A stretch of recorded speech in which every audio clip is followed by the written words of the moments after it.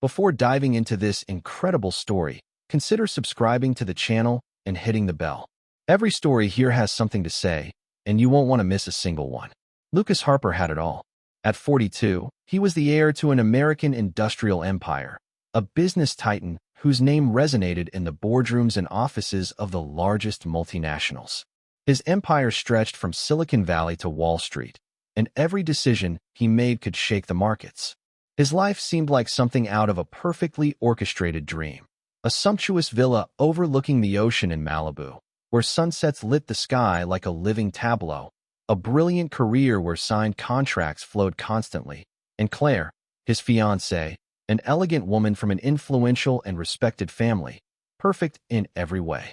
Yet, despite this backdrop of success, an icy silence reigned in Lucas's heart, a deep emptiness, invisible to the world, that gnawed at his soul far beyond gold and power.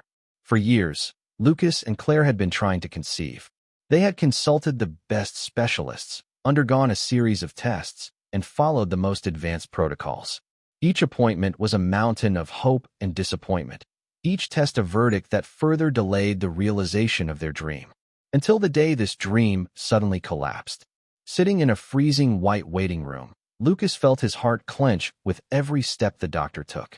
Then came the sentence that would change everything. "Mr. Harper, the results are final. You are suffering from irreversible sterility due to a rare genetic anomaly." The shock was so violent that no diamond could soften it. It wasn't just the news that he would never be able to have children. It was the profound rupture with everything he had imagined for himself. The continuity of his lineage, his family heritage, that slice of eternity he believed he had acquired. All of it slipped through his fingers like sand. He found himself plunged into an endless night, in the labyrinth of his thoughts, where each memory seemed to wither under the weight of despair. A few weeks later, driven by the desire to reconnect with the real world, to give meaning to his life beyond numbers and contracts, Lucas agreed to accompany a delegation from his Harper Foundation on a visit to Brooklyn, a neighborhood marked by poverty but vibrant with life. There, he meets Aaliyah Johnson. Aaliyah was a black woman in her 30s, her features marked by life but lit up with a rare energy. A single mother of two, she ran a community maternity support center, a place where the most disadvantaged women found refuge, care, and above all, hope. She greeted Lucas with disarming simplicity. No stiffness, no restraint, just a sincere warmth that shone through her deep gaze. Throughout the visit, Lucas discovered a world he had previously ignored. Women giving birth in precarious conditions, daily battles for health, dignity, and survival. Aaliyah, despite the difficulties, embodied this quiet strength that never gave in. Her passion for her work, her love for her children and those she helped, the resilience she exuded. All of this touched Lucas deeply. After that first, overwhelming encounter, Lucas couldn't get the image of Aaliyah out of his mind. It seemed to him that she embodied a truth, a simplicity that his gilded world had forgotten. They began to meet again, at first timidly, out of mutual curiosity. Each meeting was a cautious exploration, a fragile bridge between two worlds that seemed separated by everything. Aaliyah discovered in Lucas a man far more vulnerable than he appeared, a man wounded by an inner silence he dared not share. One evening, in a modest Brooklyn cafe, Lucas opened his heart to her as never before. "I didn't tell you," he whispered, his hands shaking. "I can't have children. It's a genetic, irreversible sterility. It's as if an entire future has just closed in on me." Aaliyah looked at him long and hard, without judgment, with a compassion that eased the pain of his words. "Sometimes," she replied softly, "life offers us unexpected paths. What matters is not the nature of the connection, but what we do with the love we can give."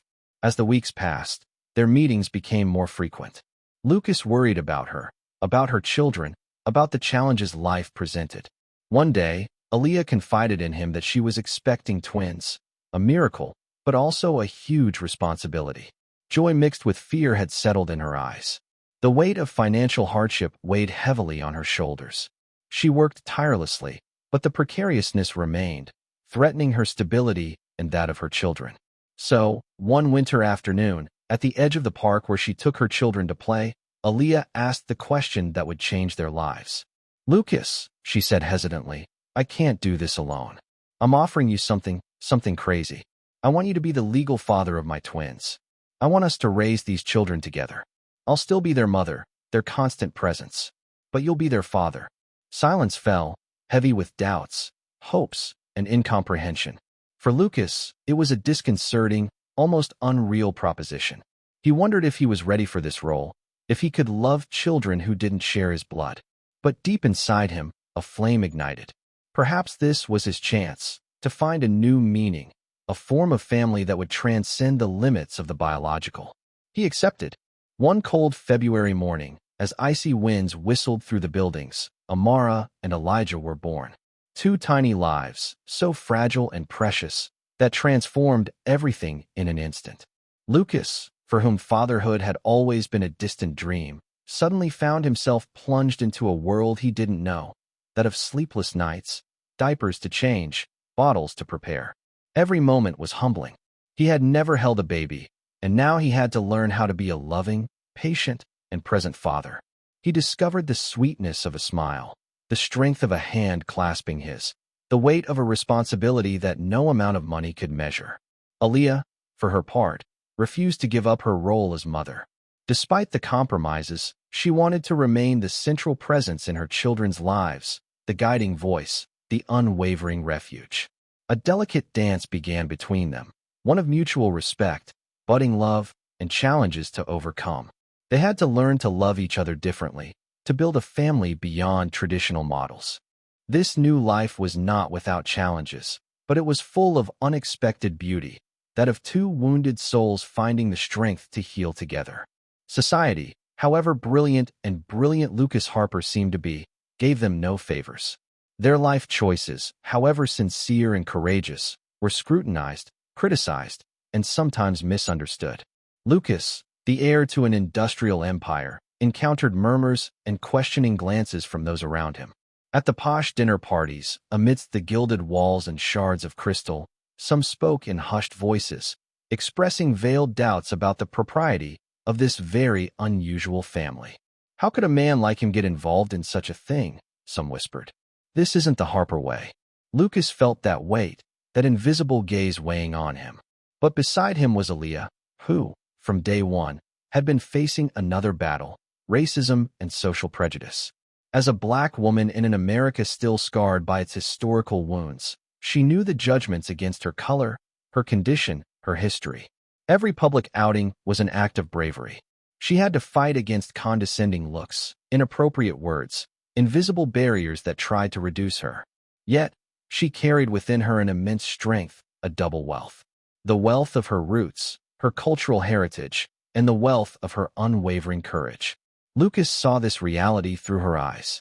He understood that his own struggle for fatherhood, though painful, was nothing compared to Aaliyah's daily struggle to exist in a world that didn't always make room for her. Amara and Elijah grew up in this delicate balance, between two very different worlds, that of opulence that their father embodied, with his sumptuous houses, his private schools, and his travels abroad, and that of struggles that Aaliyah led, made of community solidarity, teachings on the history of their people, and fighting against injustices. The twins were learning to navigate these two realities. They knew the sweetness of luxury, but also the value of hard work, the dignity of social engagement, and the importance of diversity. Lucas and Aaliyah strived to pass this richness on to them. They raised them with a sincere, open love, where each difference was celebrated rather than hidden.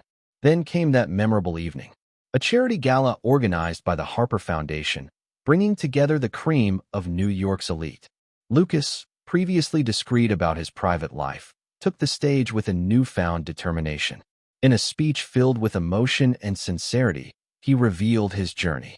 He spoke of his infertility, his struggle with despair, but above all, of his meeting with Aaliyah, the twins Amara and Elijah, and their chosen family. I long believed that my worth was measured by what I possessed, he told the silent gathering. But I have learned that true legacy is the one we build with love, beyond biological ties. This moment of vulnerability shattered the norms. Some were surprised, others moved to tears. Public opinion quickly shifted. Lucas became an unexpected symbol, a figure of acceptance, chosen fatherhood, and courage. In the years that followed, Lucas and Aaliyah, strengthened by their history and their love, decided to take action together. They founded an organization dedicated to supporting women in difficulty, promoting adoption, elective parenthood, and valuing diversity in all its forms. The Harper Johnson Foundation became a beacon for those like them who sought to redefine family, overcome prejudice, and build a more inclusive world. Lucas finally understood that his true wealth was not measured in billions, but in the love and resilience he could share. Infertility, that deep wound, had given birth to another form of life, a legacy of hope, diversity, and courage.